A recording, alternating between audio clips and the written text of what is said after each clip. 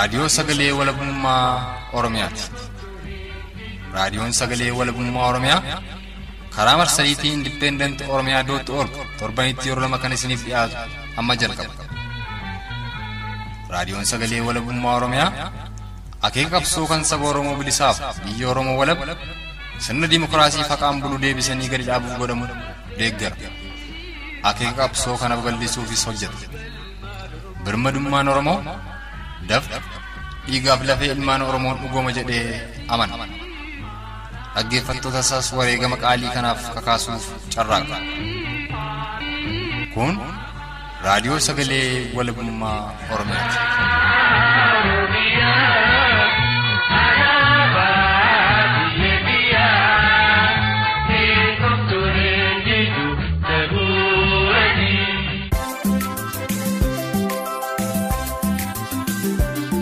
Kun sagantaa tamsaasa kallattii raadiyoo sagalee walabummaa Oromiyaa dilbata muddee bultii 15 bara 2019ti. Babaaroo tolee hordoftootaaf dhaggeeffattoota raadiyoo sagalee walabummaa Oromiyaa jaallatamoo ashamaa.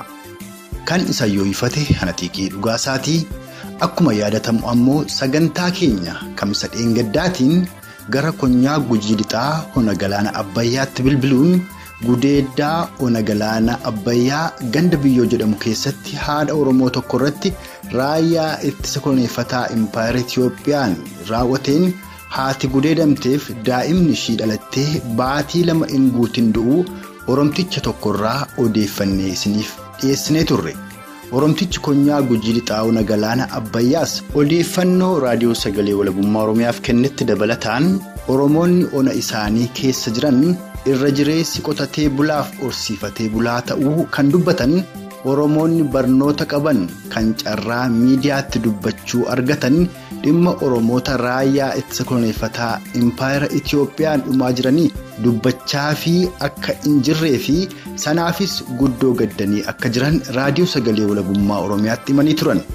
Nus kanumaaf sagantaa keenya guyyaa har'aatiin saaminsa qabeenyaa ajjeechaa suukanneessaa buqqa'insaa fi gudeeddaa hawwanii fi shamarran Oromoo irratti baatiilee 12 darban kana Oromoota lixa Oromiyaa fi kibba Oromiyaa irratti raayyaa ittisa koloneeffataa Impaayera Itiyoophiyaan raawwatamaa turee fi yeroo ammaattis raawwatamaa jiru kanaaf Oromoon maaliif hin dirmanne maaliifis duguuggaan kun Oromoota kibba Oromiyaa fi lixa Oromiyaa irratti xiyyeeffate aga ammaatti loltoonni Koloneel Abiyyi maqaa labsii muddamaa seera hin qabneen waraana bilisummaa Oromoo sakatta'uuf jecha gara lixaa fi kibba Oromiyaatti bobbaafamanii jiran kun lubbuu Oromootaa fi qabeenya Oromootaadhaa agam barbadeessanii jiru gaaffilee jedhan kaasuun hayyuu Oromoo dhalataa konyaa Gujii Lixaa tokko keessummaa raadiyoo sagalee walabummaa Oromiyaa taasifannee waliin mari'annee qabannee dhiyaanneerra. Isin dhaggeeffattoonni keenyas haga xumura marii keenyaatti nu faana ta'aaf isin hawwataa muuziqaa ce'umsaa kana booda sududumaan gara marii hayyuu Oromoo dhalataa konyaa Gujii Lixaa waliin taasifneetti taakkinaa itti dhiyaadha.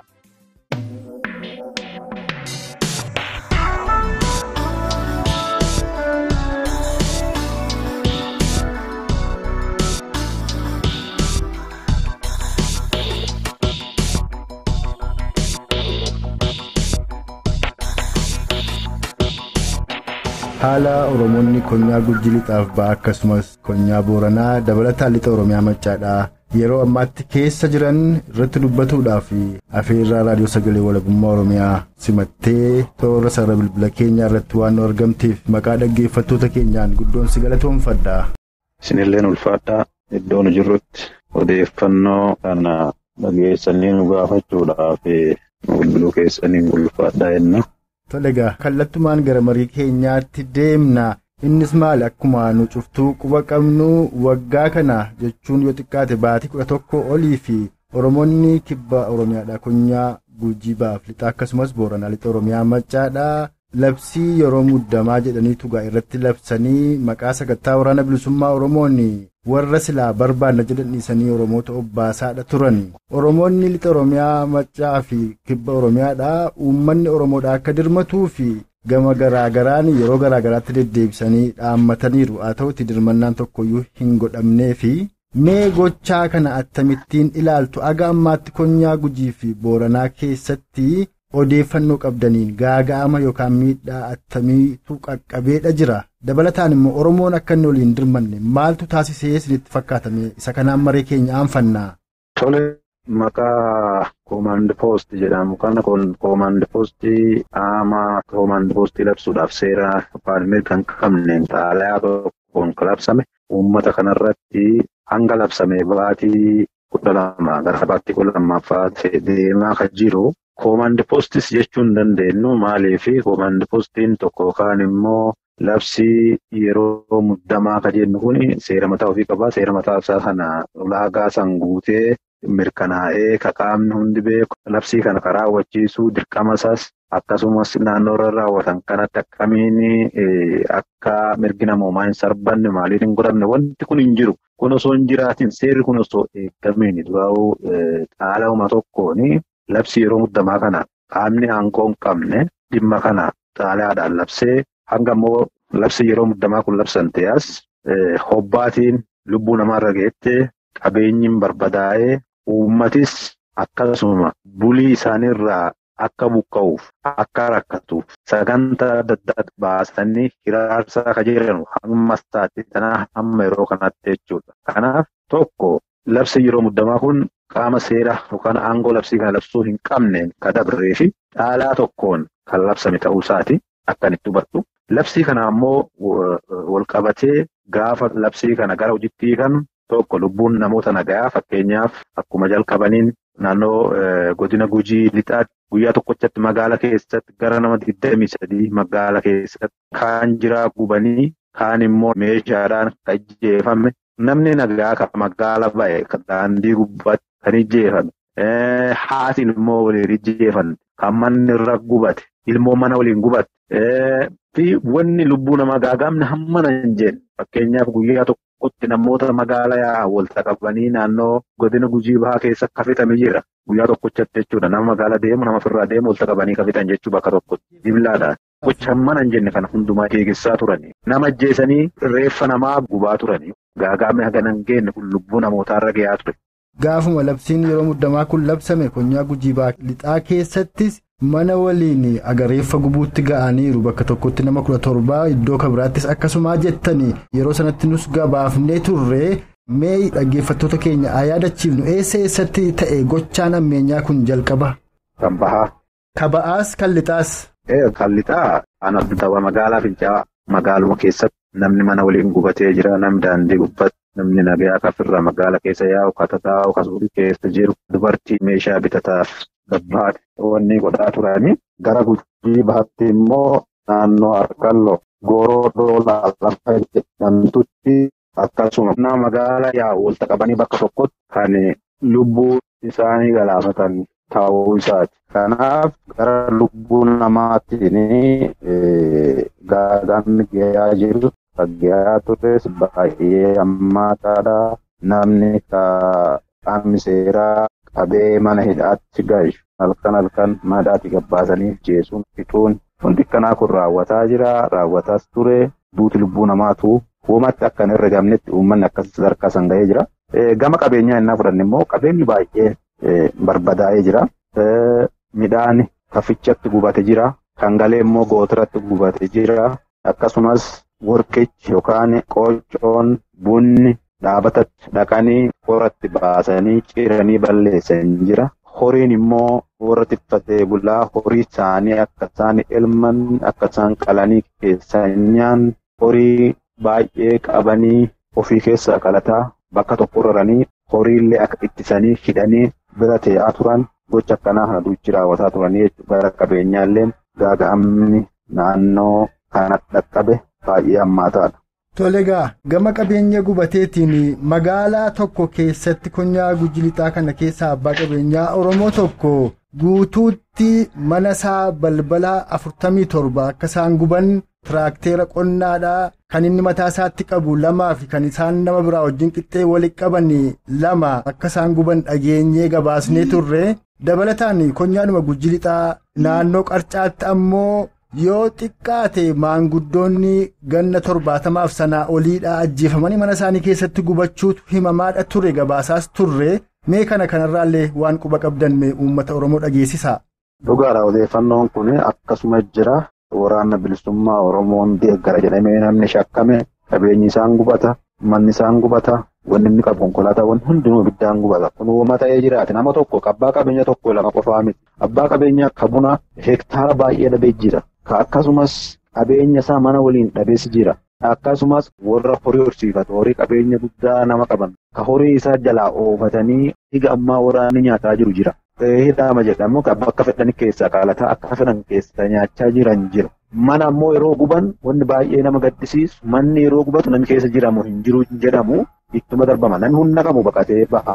Namni humna hin qabne kan akka daa'immanii namni guddaan amma akka fakkeenyaaf naannoo qarcaa kanatti jaartiin guddoon umurii 70 mana ofirraa jiraatu manni irra gubatee mana san keessa duutee jirti. Daa'imman fakkeenyaaf naannoo Fincaatti daa'imman umuriin isaanii waggaa 2 hin geenye lama bakka tokkotti mana gubate keessa gubatanii jiran jechuudha. Kanaaf akkanuma akkuma odeeffannoo isin qabdan kana lubbuun namas kan dadhabaa kan daa'immanii ibidda kanaan dabraa ture. Dhugaalumatti guddoo nama gaddisiisa amma kanatti aansee kan hin kaasuu barbaadu jalqabuma yeroo gochaan kun jalqabu konyaa Gujii Baattis lixattis Booranattis lixa Oromiyaa Maccaattis fakkeenyaaf Boorana keessatti naannoo magaalaa Iddii Lolaatti misurroota yookaan namoota cidhaa galanitti dhukaasa itti bananii guyyaa tokkotti yoo xiqqaate nama 7 ol natti fakkaata yoo hin dogoggorrete kan ajjeefame gochaa dhumti kun yeroo jalqabu barattoonni Oromoodhaa yuunivarsiitii Jimmaa Haramayaadhaa Adaamaa hiriira ba'uu jalqabanii turan hiriira kanas immoo akkan odeeffannoo yeroo sana barattootarraa dhaga'eetti ijoollee Oromoodhaa yookaan dhalattoota lixa Oromiyaa Maccaa fi konyaa Gujii Booranaati kan keessatti hirmaate jedhama yeroo sanatti barattoonni Oromoo kutaa garaagaraadhaa ammoo mootummaan kun mootummaa Oromootii jedhanii barattootuma durayyoo irra dhaabbatantu ture walitti bu'iinsi barataa Oromoo gidduutti dhalatee akka turedha kan dhaga'aadha turre uummanni Oromoos immoo bal'aatti yeroo Maccaa fi Gujii Booranni iyyatu hin dirmanneef dirmannaa sana maaltu Oromoo dhabsiisee isinitti fakkaata isa yeroo sana barataan Oromoodhaa mootummaan kun mootummaa Oromooti jedhee wal dura dhaabbate har'a immoo guutuutti osoo kutaadhaaf amantiin hin qoodin barataan Oromoodhaa bakka garaagaraatti ajjeefamaa jiru kana akkamittiin ilaaltu jalqaba irratti mee Oromoon maaliif walitti calliseessa jedhurraa kaanu. Kibbaa fi lixa Oromiyaa hamma qabeenyi barbada lubbuun namaa badu hamma gaagamni baay'een kun godhu Oromoon maaliif walii birmannaa dhabee ka jedhuu fi tokko warroota amma aangoo qabannee qaama humna jijjiiramaa jedhu kun tarsiimoon qabsoo isaanii Oromoota onnee Oromootaa tokkummaa Oromootaa sana gargar qoqqooduudha. Humna jijjiiramaa jedhanii gara aangootti gaafa dhufan tarsiimoo isaan tokko jedhanii ittiin jalqaban uummata Oromoo ganda gandaan bahaadiyaan gargar qoqqoodanii kaaniin mala adda addaatiin yookaan waraanatti banan kaaniin immoo isin abbaa aangooti isin abbaa nagayaati abbaa injifannooti humna jijjiiramaa kana isin harkaa qaba. Qabsoo keessan waan kana fide isin tuuyyuu injifannoo kana galmeessitin jedhanii karaa adda addaatiin jaarotii ijaaraa abbootii amantaa ijaaraa qeerroo jedhanii ofii isaaniitti dargaggeessa isaan jala uwwaatu ijaaraa kallattii adda addaatiin burjaajii hawaasa keessatti waan uumaniif uummanni Oromoo yeroo gaagamni hammanaa ga'u kana waltaree dadhabee jedhan. Hayyee kan barataa Oromoos akka nama yaada keessanirraa hubadhutti kanuma keessatti amma tamanatti fakkaata moo waan itti dabaltan qabdu barataan Oromoo yeroo sana wal dura dhaabbachuusaa fi amma immoo osoo gosaan yookaan lagaan yookaan amantiin addaan hin qoodamin barataan Oromoo keessumaa yuunivarsiitiilee Impaayera Itoophiyaa kan naannoo Amaaraa keessatti argaman keessatti dhumaa jiraatuu isaanii kana attamitti ilaaltu maal jettu? Qabsoo uummataa laaffisuudhaaf tarsiimoo qaama jijjiiramaa jedhee socho'u kun raawwateen wal dhageettii dhabuun uummata Oromoo gidduutti uumame tarii gara barattootas dabree iddoo tokko tokkotti gargar qoqqoodaallee uumamee ture even barattoota gidduutti. Har'a ammoo yoo arginu naannoo Amaaraa keessatti barataan har'a ijjeefamaa jiru maqaa Oromootiin ijjeefamaa jira. Fakkeenya tokko fudhanne yeroo rogeessi Jawaar Mohaammed Najaalii jechaan irra raawwatan jedhanii wal qabate hiriira bahee wal qabatee naannoo Baaleetti Oromoo lamaan kaan amantaa Ortodoksii kaan amantaa Islaamaa jedhanii walta buusanii dullaadhaan akka namni waltumu gaafa godhanu barattoonni naannoo Amaaraati immoo waan Oromootanii bakka tokkotti jeefamanii beefi isaanii qabatanii bakka tokkotti galanii jechuudha. Kanaaf kuni gaafa jalqabaa sanis shirumaan Oromoo gargar qoqqooduudhaaf ta'e malee diinni Oromoo gargar qoqqoodee bibbituu barbaadu kun diinuma keessa keenya jiru. Kun immoo diinni alagaa, diinni alaa maquma Oromoo jedhu kanaan nutti duula, maquma Oromoo jedhu kanaan eenyuyyuu jecha amantaan laalu, ganda kamii akka dhufe laalu Oromoo taanaan itti xiyyeeffatee jecha jechuudha. Garuu ka gandaan nu qoqqoodu diinni mana keessa haadha abbaa jaarsaa jaartii gargar qoqqoodee wal nyaachisu kun immoo diina keessa keenya jiru. Isa amma humna jijjiiramaa jedhee socho'u kanaa jechuudha. Ayyeegaa uummanni Oromoo maaliif olii hin dirmanne barataan Oromoo yeroo sanaa maaliif addaan qoodamee Oromoonoo arras kaleessas tokko ture arras ammoo kan isaan ajjeefamaa jiran Oromummaa isaaniif qofaadhaa isa jedhuufitti gaa sababa ka jettan kaaftanii inni kun akkuma jirutti ta'ee yeroo labsiin muddamaa sun labsamuudhaaf jedhu jala seera qabeessa ta'uyyuu abaatu maleessaa obbo Jawaar Mohaammed obbo Baqqalaa Garbaa fi gareeleen isaan waliin socho'aa turanii gara lixa Oromiyaa Maccaa akkasumas Konyaa Gujiif Booranaa deemanii turan. Yeroo sanatti Oromoonni lixa Oromiyaa Maccaadhaa magaalota Maccaa 5 yookaan 6 keessatti gaaffii gaafatanii namni tokko osoo keessaa nafin warri kaan hidhamanii mana keetti du'an warri kaan immoo akka bosonuu adamsamaniitu ajjeefamanii warri kaan immoo aga ammaattuu mana hidhaa jiru kan hidhamanii baanis immoo miidhaa sanaan gidirfamaadha jiran. Kun ta'ee osoo jiruudhaa dabalataan labsii yeroo muddamaa jedhaniitu waraana bobbaasanii Oromoota lixa Oromiyaa Maccaaf Gujiif Booranaa kana obbaasuu itti fufan. Yeroo sanatti xiinxaltoonni siyaasaa miidiyaaleen Oromoo garaagaraadhaa mootummaa kanatu mootummaa Oromootii eenyutti dubbanne jenneetu callisaa turreedha kan isaan kaasan. Arras ammoo yeroo Oromoon dhumutti dhumaatii Oromoo kana miidiyaan Oromoo irra jireessitti dubbataa hin jiru warri kana dura immoo xiinxaltoota siyaasaatti nutu qabsoo Oromoo kanatti abbaadha jedhanis callisanii jiru. Isa kana akkamittiin ilaaltu?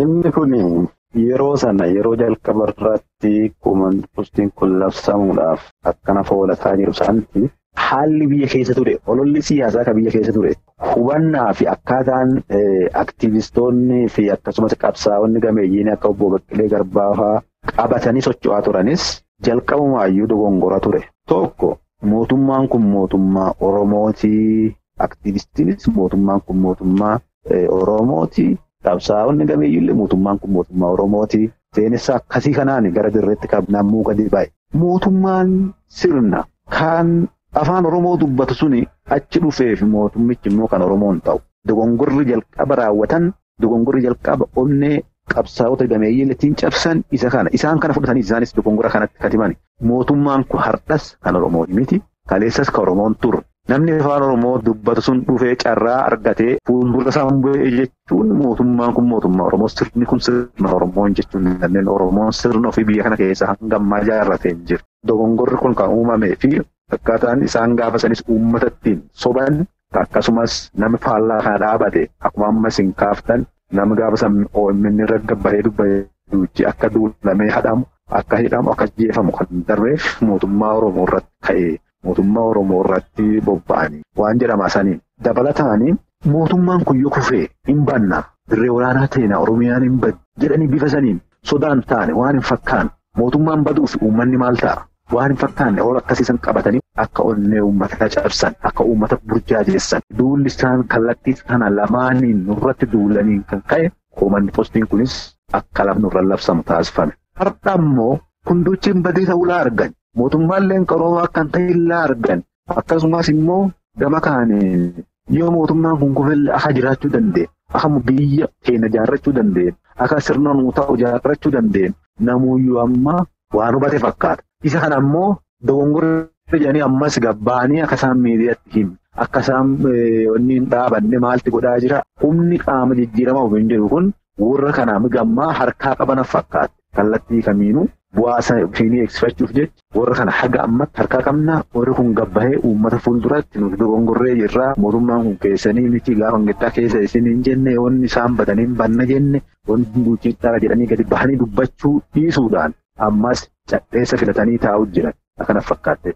Tolegaa ulfaadhaa yaada isin kaaftan hubadheera haa ta'u maleessa warri kun gariin isaanii warruma barnoota saayinsii siyaasaa yookaan poolitikaal saayinsii jedhamu kana barannee yeroo jirru kaan immoo qabsaa'otuma kanaan dura sadarkaa jaarmiyaattiyyuu hooggansa garaagaraa ta'anii qooda fudhataa turanidha. Akka uummataatti uummanni itti fakkaachuu danda'a dogoggoruus goyyomuus danda'a olola deemaa tureef deemaa jiruuni. Warri kun garuu iji isaanii hawaasa bal'aa irraa fageessee arguu danda'a jedhamee warra yaadamudha. Kanaafis ammoo uummanni isaanii dhaggeeffataa ture. Arras ammoo keessumaa yeroo obbo Jawaar Mohaammed xiinxalaan siyaasaa fi Daayiriktar OMN olaanaan nan tuqame yookaan tarkaanfiidhaaf natti deeman jedhee uummanni Oromoodhaa gadi ba'ee sababa sanattis lubbuun Oromoo hedduun darbe. Mootummaan kun keenya miti mootummaa kana ofirraatii kaasuudha qabnaa komaandi poostii lixa Oromiyaa Maccaaf Gujii Booranaa irraa ka'uu qabaa jedhanii yaa turan. Yeroo Oromoon biyya keetti isa barbaadutti Jawaar jalaa dhiiseetu biyya ambaa dhaqe. Biyya ambaa yeroo ni deemu Abashooti sarratti hiriira ba'uu jalqaban. Xiyyeeffannaan uummataadhaa qabsoosa biyya keessaa dhiisee Jawaarii achi dhaggeeffatuu ta'e.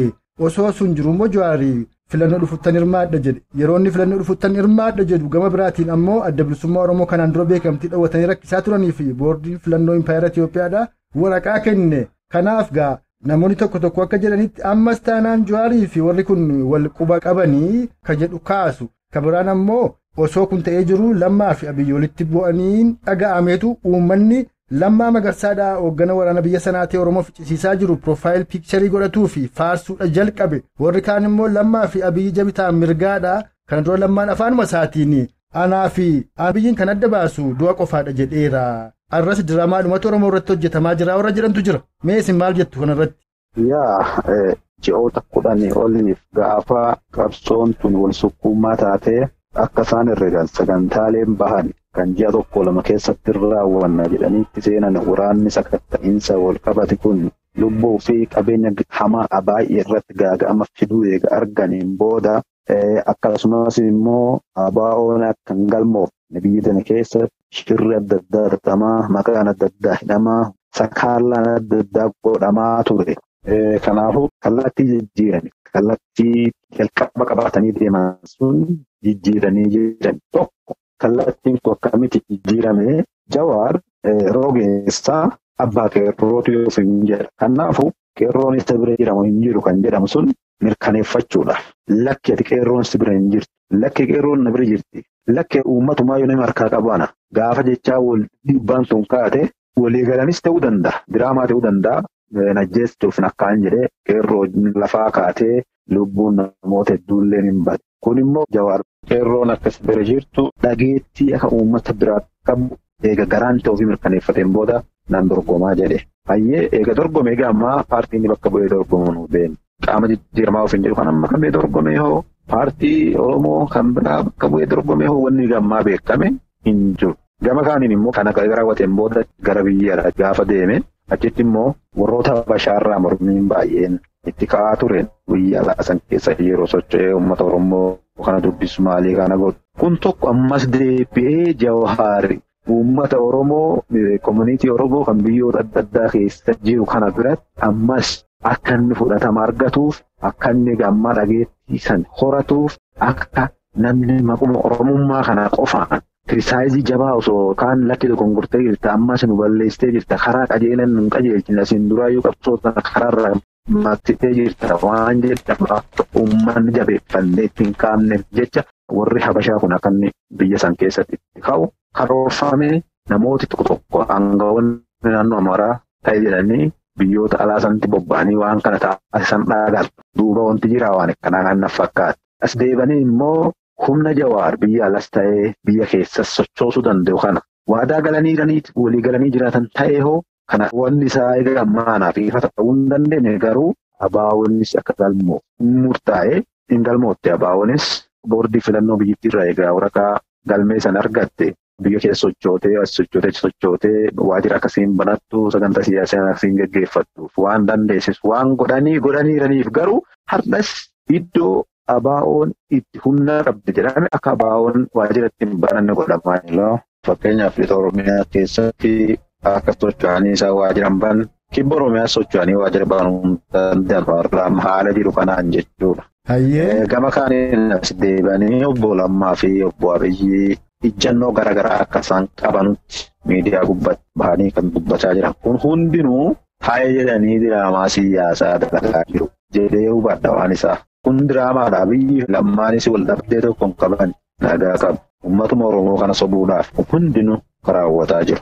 Tole egaa kan immoo guddoo nama gaddisiisuuf namoonni hedduun kan isaan kaasanii uummata Oromoo kanatu ejjennoo yookaan galma qabsoosaa hin beeku irra jireessi. Kanaaf qilleensi dhufu hundumtuu raasaa. Diinonni Oromoo yookaan qabsoo Oromoodhaa ammoo qaawwaa Oromoo kana beeku. Kanaaf sababa yookaan ammoo waan adda addaa dhalchanii ittiin uummata Oromoo kana afaan fajjeessu jedhama. Akka fakkeenyaatti Oromoon kanaaf hin qabsaa achiin ga'a sanan argadhaa jedhee waan qabatee jirutti fuuleffatee hin deemu. Yeroo hundumaa ajandaa diinni kenneefiif gadi ba'ee hiriireetu du'aa warra jedhantu jira. Rakkoon akkasii kun tarii hawaasa Oromoo keessa jira isinitti fakkaataa? Wanti jiru maali? Uummanni uummata. Uummata jechuun bishaan yookaan dara guddaa ciisu tokko uummata jechuun abbuma danda'etti abbuma harkaa qabutti dhufee gara ofii barbaade jallisee oofuu danda'a. Waan irraa barbaadeen gara ofii barbaade jallisee uummata qajeelfachuu danda'a. Uummata jechuun akka illiitiin isaa jiru jira. Akka qaamni isaa ka barate qaamni qabsoo isaa hubannoo qabsoo isaa qabu cichoomaaf dandeettii qabsaa'onni isaanii qabsoo irratti cichan qaban uummata jechuun warra kanaa jechuudha. Uummata jechuun hayyootaa jechuudha. Uummata jechuun qaama dura bu'ee uummata kana hoogganu jechuudha. Kanaaf kallattii barbaadame oofama uummanni.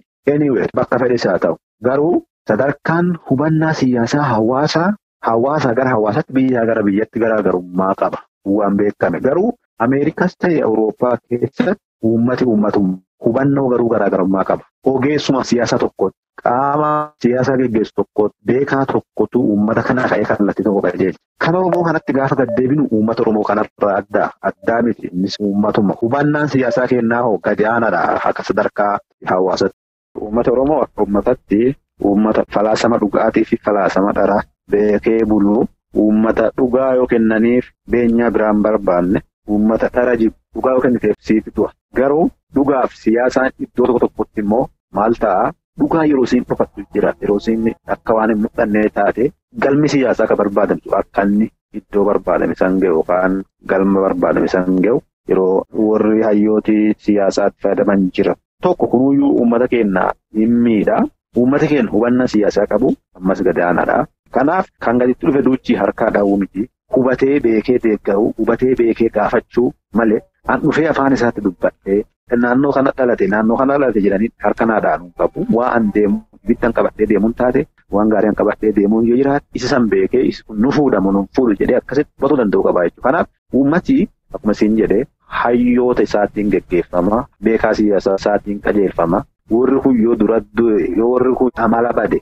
Akka sila uummata qajeelchuu malan dhiisanii ofii isaaniitiif akka bishaan gabateerraa olii gadi katattaaqa yoo ta'e uummatis akkasuma daddaataa jechuudha. Kanaaf wanti nu hamatanuuf akka uummata Oromootti qaroon Oromoo hayyuun Oromoo kan sila uummata kana jabeessu kan sila uummata kana galma barbaadame oofsuun maal ta'a hin sobamaa jechuudha. Yeroo baay'ee faayidaan sobamuu danda'a maaliin sobamuu danda'a. Kanumaaf mootummaan kun akka Oromooti bilisoomnee jirra akkana taatee taanee jirra wanti jedhama bitamuudhaan yookaan haga ofii beekan machaawanii ta'uu danda'a. Pablic figure yookaan namoonni uummata gaggeessaa uummata gaafa kan uummata duratti uummati akkuma amma jedhan kan ammoo taa'ee jedhanii godhani. Kanaaf uummata duuba jiru waan beekaniif uummata duratti hoogganaa yoo balleessan sooressa duratti yoo amala dhoowwan sooressa duratti yoo dogongorsiisan uummata akkanni burjaajahee ofirra naanna'u burjaajahee dambiittan naa'u taasisaa jechuudha. Kanaaf taa'ee jedhanii gaggeessaa hawaasaa irratti waan raawwatamaa waan ta'eef kun akkuma hamatan kana jiraa jechuu barbaade.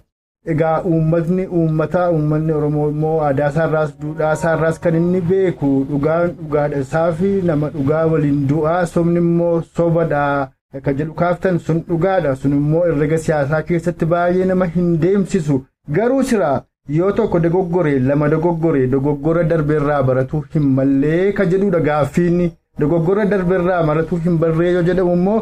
Namni tokko yeroo tokko kallattii isa gadhiisisee akka malee yoo isa taasise lammaffaa kallattii sanatti akka hin deebine yookaan nama sana seerratee karaa isaa ta'urra akka deemu maaliif hin godhu hawaasnummaan sunuu kan jedhus immoo gaaffii dabalataati. Kana hundumaaf ammoo galma qabsoosaa wallaaluu uummatichaati.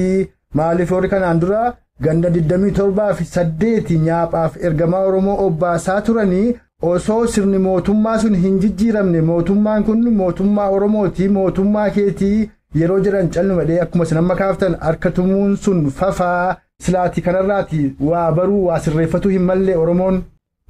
Galmi qabsoo geggeeffamuu haga eessaati ka jedhu san uummata bifa wal fakkaataadhaan yoo sooressi uummata duratti kalaafu ta'e uummata duuba jirus immoo hubannoodhaan jabaa ta'ee jabaa ta'anii wanni hin baaneef illee jiru. Yoo inni dogongora sarara dabree uummati kun galma barbaadu san ga'uu danda'a. Wanni dhoowwaan jirtu. Kanaaf uummati kun har'as bulus galma qabsoo fi beekuu qaba. Garuu diinni impaayera kana keessatti uummata Oromoo irratti hojjetu yeroo baay'ee sooreyyii Oromoo kana dogongorsiisuu irratti hojjeta. Maaliif hubannaa hawaasa keenya qabu kanas akka hammaatu yeroo adda addaatti akka uummata Oromoo kun siyaasa irratti hubannaa gadi aanaa godhatu irratti hojjetaallee waan turaniif hayyoota kana irratti xiyyeeffatanii hayyoota kana duratti hamilee cabsuudhaan duratti dogongorsiisuudhaan dura ijjeesuudhaan asiin duras karratti hojjetamaa ture ammas karratti hojjetamaa jiru jechuudha. Kanaaf diina guddaan diina keessaa kanaan nu diina alaan qabnu amma diinni keenya guddaan kan mana keessaan ta'u kanatti uummata keenya har'as sadarkaa qabsoo isaa akka inni burjaaja hubannaan qabsoo uummata keenya akka inni burjaaja gochaa akka jiru kan mana keessaan ta'u kan dhalee jira mana keenya keessatti diinuma mana keessaan nu dhale kanaan nurra hojjetaa jira. Diinni mana keessatti dhale kun hamaadha. Kaaniif immoo kan nama jabeessuus hamma duraa caalaa yeroo ammaa kana yoo laalle hubannaan uummanni keenya siyaasa irra qabu baay'ee gaariidha. Garuu diinni handhuura keenya keessatti mana keenya keessatti dhale sun hubannaa siyaasa hawaasa keenyaa ilaalcha siyaasa hawaasa keenyaa burjaajessaa jira. Kanaaf diina mana isaa keessatti dhalatee guddatee hadha amma immoo isa cabsuudhaaf itti deemu kana ammas uummata Oromoo of keessatti beekee of jalatti beekee qabsoo fi dalagaa fi kamiyyuu keessatti ilaallachaa ofirraa eeggachaa deemuu qaba. Uummanni Oromoo gochuu qabu kan. Tolegaa ulfaadhaa marii keenya gara dhumaatti geessinaa mee dhumarratti baatiilee 11-12 kana konyaa Gujii Baaf Lixaa akkasumas Boorana keessatti ajjeechaa raawwate lubbuun Oromoota agamii akka darbe manni gubate dabalataan ammoo dhiyeenya kana guutuutti iyyuu Oromoota Gujiidhaa keessumaa konyaa Gujii Lixaa keessaa akka bara dargii mandar masrataa jedhan kaan hawaasa guutuu buqqisanii qabeenya isaas re'ees oolaas loonis jechuudha baadiyaa yookaan gandeen keessaa magaalota naannootti oofaa akka jiranidha. Gochaa kanallee irraa luuxuqaatii aga ammaatti immoo miidhaa qaqqaballee waan daataan jiru yoo jiraate nuukaasaatii dhaamsa olii galaan marii keenya irraa obbaafnee fuuldura isinitti deebiin sin odeeffadhaa. Tole namni du'e tokko ka daataan dura qabe jira kan gammaa immoo daataan argatiin jira dabalateetuma kaaleeffamee maleengaddanallee namni iyyuu du'atuma jira. Kanaaf daata egzaaktii ammaaf hagana jedhee isin ibsuu hin danda'u garuu manni baay'een gara 1000 ol ga'u guyyaa tokkotti mana 100 fakkeenya Goorodoolaa keessa guyyaa tokkotti mana 130 gubanii jiran guyyaa tokko qofa keessatti jechuudha. Magaala tokko mara hin guban meeshaa hojii guyyaa tokkottuu waan ganatti raawwate. Haga sanis immoo wanni raawwataa ture wanni gubataa ture wanni ta'aa ture waan hamma nan jenne. Kanaaf daataa isaa immoo qindeessu jirra daataa konkiriit ta'e harka qabannee gara fuulduraatii ka isin beeksisnuu fi ka wal qaqqabsiisnu ta'a. Kaaniif immoo uummata buqqisaa jiru amma dhugaadha. Uummata gara magaalaatti gara daandii magaalaatti qabeenya isaaniirraa buqqisaa jiranii akka horiin isaanii margaan dheenne ka qotatee jiru immoo qonna isaa qalamee jaldeessi akka jalaa nyaatte balleessitu gochuudhaaf ta'e jedhanii uummatuma rakkisuudhaaf uummata bakka tokko jiranii. Maaliif kana gootu jennaadhaan qaama hidhate kana baafnaa jedhan garuu qaama hidhate kan inni baasaa jiru namni gabbaa'eetti dhuunfaas tokko hin jiru uummatuma rakkisaa jiru daandiirra oofaa jiru kun immoo furmaataa miti akka furmaataalletti waan furmaatee aatii miti because haayoon keessa ichi baafne jedhanuuf qabiraatii uummata baasan immoo wanti godhamu tokkoyyuu hin jiru meebii sodaachisaa akka uummanni mootummaa kanaaf jilbiiffatu tole jedhee akka inni fudhatu nu jalaa uwwaatu ba'aa gala hin ba'an hin galan godaanaa hin godaanan ajajnu kan inni fudhataaramu fudhatu uummanni isuma kana mirkaneeffachuuf malee galma biraan qabu. Kanaafuu adeemsi uummata magaalaa galchuu daandii galchuu kuni ekspiraansii mootummoota akka dargiifaa mootummoota asiin duraa sanarraa waan fudhatame waan milkiitii miti waan milkaanuu miti gabaabinumatti inni immoo uummatuma daraaruudhaa akka argaa jirru malee jechuudha. Kaaniif immoo wanti dhaamadhu tokko uummanni Oromoo ammas tokkummaaf eegatee cichee falmachuu qaba. Akka galma qabsoo fi sangaa siminnaanii qabsoo kana wal tumsee geggeessuun dirqama na fakkaatti kanan dhaamaatu uummata Oromooti. Kaaniif immoo hayyoonni siyaasaa hooggantoonni adda addaa rogeeyyoonni Oromoo hin sobamina. Dantaa uummataa faayidaa keessaniin hin gurgurina. Onnee uummata keessanii dhaga'a jechuu ni barbaada. Kana yoo goone falli dhufuu danda'a jedhee amanaa. Ulfaadhaa horaa bulaa.